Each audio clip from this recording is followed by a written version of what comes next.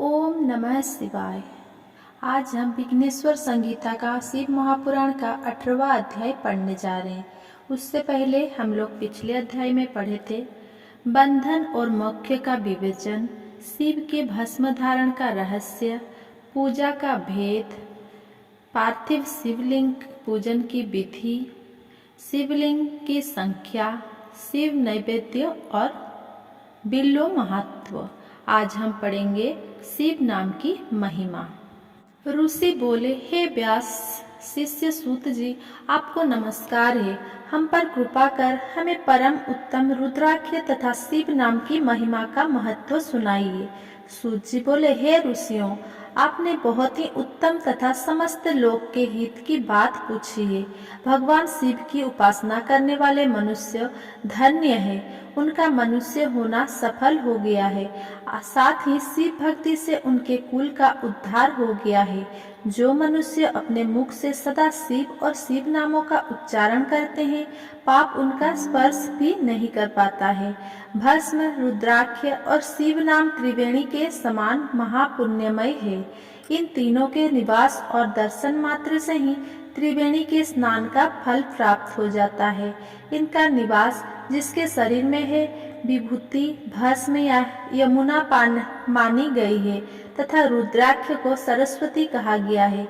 इनकी संयुक्त त्रिवेणी समस्त पापों का नाश करने वाली है। हे श्रेष्ठ ब्राह्मण, इनकी महिमा सिर्फ भगवान महेश्वर ही जानते हैं। ये शिव नाम का महात्मा समस्त पापों को हर लेने वाला है। शिव नाम अग्नि है और महापाप पर्वत है। इस अग्नि से पाप रूपी पर्वत जल जाते हैं। शिव नाम को जपने मात्र से ही पाप मूल नष्ट हो जाता है। जो मनुष्य इस पृथ्वी लोक में भगवान शिव के जाप में लगा हुआ रहता है, वो विद्वान, पुण्यात्मा और वेदों का ज्ञाता है। उसके द्वारा किए गए धर्म कर्म फल देने वाले हैं। जो भी मनुष्य शिव नाम रूपी नौका पाकर दावानल से पीड़ित है, उन्हें शिव नाम रूपी अमृत का पान करना चाहिए।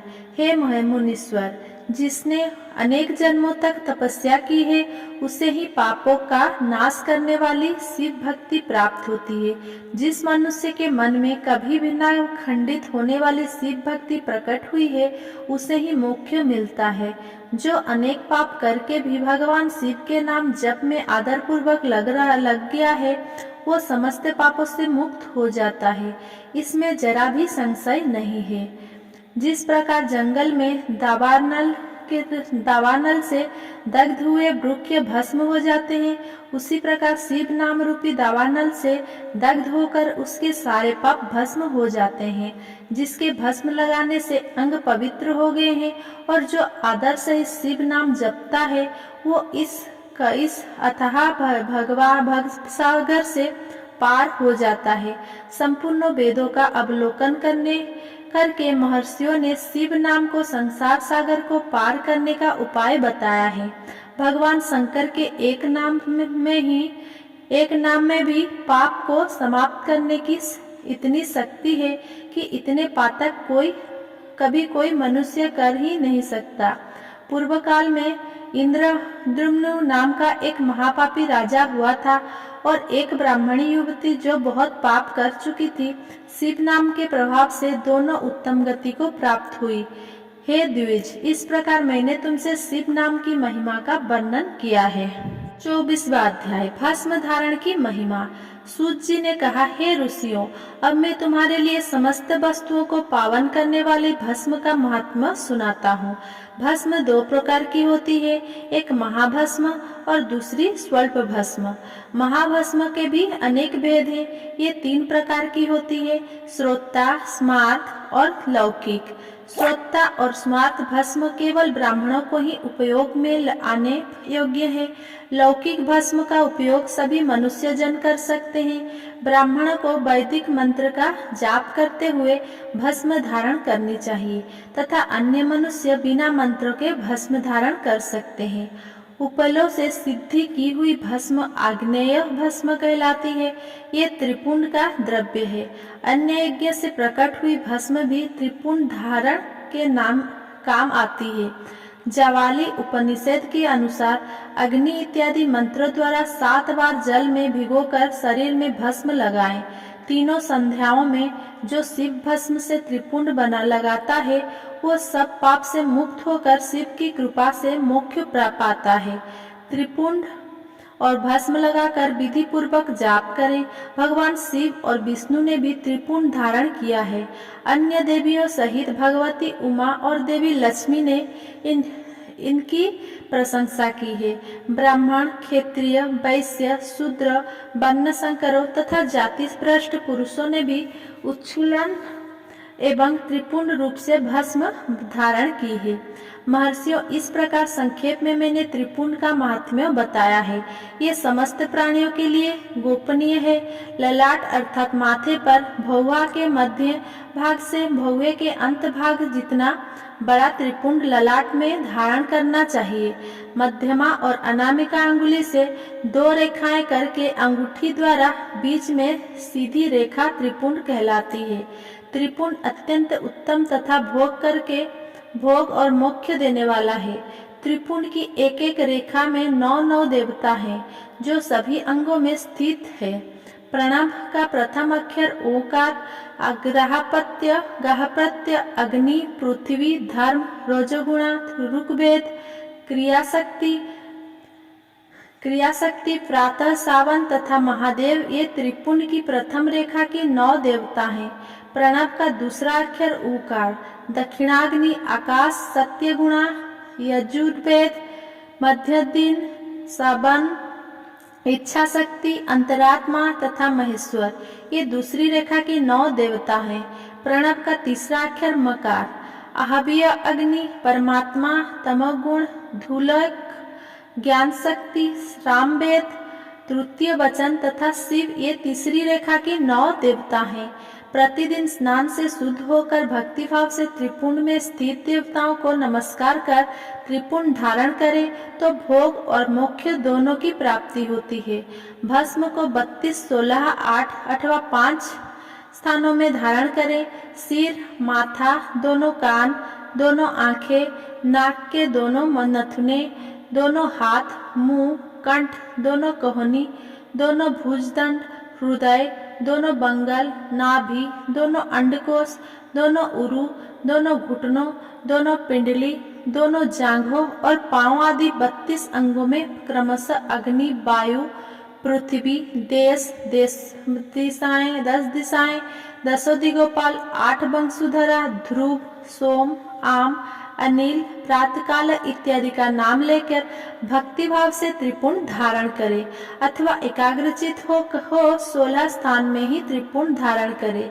सिर, माथा, कंठ, दोनों कंधों, दोनों हाथों, दोनों कहोनियों तथा दोनों कलाइयों, हृदय, नाभि, दोनों पसलियों एवं पीठ में त्रिपुंड लगाकर इन 16 अंगों में धारण करे। तब अश्विनी कुमार, शिव शक्ति, रुद्र, ईश, नारद और बामा आदि 9 शक्तियां का पूजन करके उन्हें त्रिपुंड में धारण करे। सिर, बालों, दोनों कान, मुंह, दोनों हाथ, हृदय, नाभि, उर्युगल, दोनों पिंडली एवं दोनों पांव इन 16 अंगों में क्रमशः शिव चंद्रमा, रुद्र ब्रह्मा, गणेश लक्ष्मी, विष्णु शिव प्रजापति, नाग, दोनों नाग कन्या, ऋषि कन्या, समुद्र तीर्थ इत्यादि के नाम स्मरण करके त्रिपुंड भस्म धारण करे। माथा, दोनों कान, दोनों कंधे, छाती, नाभि एवं गुहा अंग आदि 8 अंगों में सप्त ऋषि ब्राह्मण का नाम लेकर भस्म धारण करे अथवा मस्तक, दोनों भुजाएं, हृदय और नाभि इन 5 स्थानों को भस्म धारण करने के योग्य बताया गया है। देश तथा काल को ध्यान में रखकर भस्म को अभिमंत्रित करना चाहिए तथा भस्म को जल में मिलाना चाहिए। त्रिनेत्रधारी सभी गुणों के आधार तथा सभी देवताओं के जनक और ब्रह्मा एवं रुद्र की उत्पत्ति करने वाले परम ब्रह्मा परमात्मा शिव का ध्यान करते हुए ओम नमः शिवाय मंत्र को बोलते हुए माथे एवं अंगों पर त्रिपुंड धारण करें। 25वां अध्याय रुद्राक्ष महात्मा। सूत जी कहते हैं, महाज्ञानी शिव स्वरूपा सैनक भगवान शंकर के प्रिय रुद्राक्ष का महात्मा मैं तुम्हें सुना रहा हूँ। ये रुद्राक्ष परम पावन है। इसके दर्शन, स्पर्श एवं जप करने से समस्त पाप नष्ट हो जाते हैं। इसकी महिमा तो स्वयं महाशिव ने संपूर्ण लोकों के कल्याण के लिए देवी पार्वती को सुनाई है। भगवान शिव बोले, हे देवी, तुम्हारे प्रेम बस भक्तों के हित की कामना से रुद्राक्ष की महिमा का वर्णन कर रहा हूँ। पूर्व काल में मैंने मन को संयम में रखकर हजारों दिव्य वर्षों तक घोर तपस्या की। एक दिन अचानक मेरा मन वृद्ध हो उठा और मैं सोचने लगा कि मैं संपूर्ण लोकों का उपकार करने वाला स्वतंत्र परमेश्वर हूँ। अतः मैंने लीला बस अपने दोनों नेत्र खोल दिए। नेत्र खुलते ही मेरे नेत्रों से जल की छड़ी लग गई। उसी से गौड़ देश से लेकर मथुरा, अयोध्या, काशी, लंका, मलयाचल पर्वत आदि स्थानों में रुद्राक्ष के पेड़ उत्पन्न हो गए। तभी से इनका महात्मा बढ़ गया और वेदों में भी इनकी महिमा का वर्णन किया गया है। इसीलिए रुद्राक्ष की माला समस्त पापों का नाश कर भक्ति मुक्ति देने वाली है। ब्राह्मण, वैश्य, क्षत्रिय, शूद्र जातियों में जन्मे से भक्त सफेद, लाल, पीले या काले रुद्राक्ष धारण करे। मनुष्य को जाति अनुसार ही रुद्राक्ष धारण करना चाहिए। आंवले के फल के बराबर रुद्राक्ष को श्रेष्ठ माना जाता है। बेर के फल के बराबर को मध्यम श्रेणी का और चने के आकार के रुद्राक्ष को निम्न श्रेणी का माना जाता है। हे देवी, बेर के समान रुद्राक्ष छोटा होने पर भी लोक में उत्तम फल देने वाला तथा सुख सौभाग्य की वृद्धि करने वाला होता है। जो रुद्राक्ष आंवले के बराबर है, वो सभी अनिष्टों का विनाश करने वाला तथा सभी मनोरथ को पूर्ण करने वाला होता है। रुद्राक्ष जैसे जैसे छोटा होता है, वैसे अधिक फल देने वाला होता है। पापों का नाश करने के लिए रुद्राक्ष धारण अवश्य करना चाहिए। यह संपूर्ण अभीष्ट फल को प्राप्ति सुनिश्चित करता है। लोक में मंगलमय रुद्राक्ष जैसा फल देने वाला कुछ भी नहीं है। समान आकार वाले चिकने, गोल, मजबूत, मोटे, कांटेदार रुद्राक्ष, उभरे हुए छोटे छोटे दाने वाले रुद्राक्ष सब मनोरथ सिद्धि एवं भक्ति मुक्ति दायक की है। किंतु कीड़ों द्वारा खाए गए टूटे फूटे कांटों से युक्त तथा जो पूरा गोल ना हो, इन पांचों प्रकार के रुद्राक्ष का त्याग करें। जिस रुद्राक्ष में अपने आप डोरा पिरोने के लिए छेद हो, वही उत्तम माना जाता है। जिसमें मनुष्य द्वारा छेद किया हो उसे मध्यम श्रेणी का माना जाता है। इस जगत में 1100 रुद्राक्ष धारण करके मनुष्य जो फल पाता है, उसका वर्णन नहीं किया जा सकता। भक्तिमान पुरुष 550 रुद्राक्ष के दानों का मुकुट बना ले और उसे सिर पर धारण करे। 360 दोनों दानों का हार बना ले। ऐसे 3 हार बनाकर उनका यज्ञोपवीत धारण करे। महर्षियों, सिर पर ईशान मंत्र से, कान में तत्पुरुष मंत्र से रुद्राक्ष धारण करना चाहिए। गले में रुद्राक्ष, मस्तक पर त्रिपुंडधारी रुद्राक्ष पहने ओम नमः शिवाय मंत्र का जाप करने वाला मनुष्य यमपुरी को नहीं जाता। रुद्राक्ष माला पर मंत्र जपने का करोड़ों गुना फल मिलता है। 3 मुख वाला रुद्राक्ष साधन सिद्ध करता है एवं विद्याओं में निपुण बनाता है। 4 मुख वाला रुद्राक्ष ब्रह्मा स्वरूप है। इसके दर्शन एवं पूजन से नर हत्या का पाप छूट जाता है। ये धर्म, अर्थ, काम, मोक्ष आदि 4 पुरुषार्थ का फल देता है। 5 मुख वाले रुद्राक्ष को कलाग्नि अर्थात पंचमुखी कहा जाता है। ये सर्व कामनाएं पूर्ण कर मोक्ष प्रदान करता है। अभज्ञों स्त्रियों को भोगने के पाप तथा भक्षण के पापों से मुक्त हो जाता है। 6 मुखी रुद्राक्ष कार्तिकेय का रूप है। इसको सीधी बाहों में बांधने से ब्रह्म हत्या के दोष से मुक्ति मिलती है। सप्तमुखी रुद्राक्ष धारण करने से धन की प्राप्ति होती है। 8 मुखों वाला रुद्राक्ष भैरव का स्वरूप है। इसे धारण करने से लंबी आयु प्राप्त होती है और मरने पर शिव पद प्राप्त हो जाता है। 9 मुखों वाला रुद्राक्ष भैरव तथा कपिल मुनि का स्वरूप माना जाता है और भगवती दुर्गा उसकी अधिष्ठात्री देवी मानी गई है। इसे बाएं हाथ में धारण करने